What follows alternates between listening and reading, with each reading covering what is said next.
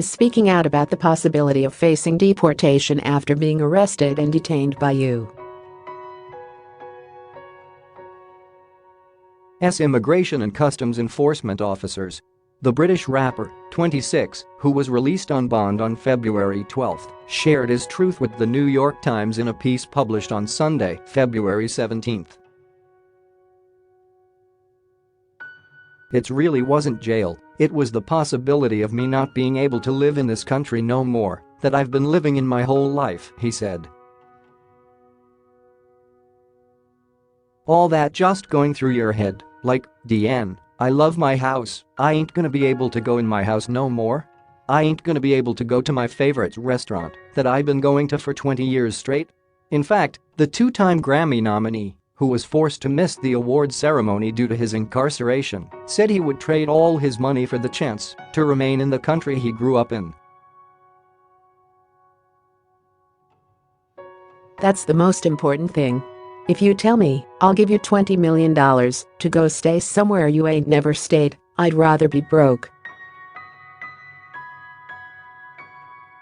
I'll sit in jail to fight to live where I've been living my whole life. Us Weekly reported that the monster singer had been picked up by ICE officers in Atlanta on February 3. ICE issued a statement at the time. Mr. Abraham-Joseph initially entered the U.S. legally in July 2005, but subsequently failed to depart under the terms of his non-immigrant visa and he became unlawfully present in the U.S. when his visa expired in July 2006. In addition to being in violation of federal immigration law, Mr. Abraham-Joseph was convicted on felony drug charges in October 2014 in Fulton County, Georgia. The law enforcement agency also noted that the Atlanta-based musician had been placed in removal proceedings before the federal immigration courts, with a federal judge to determine future actions.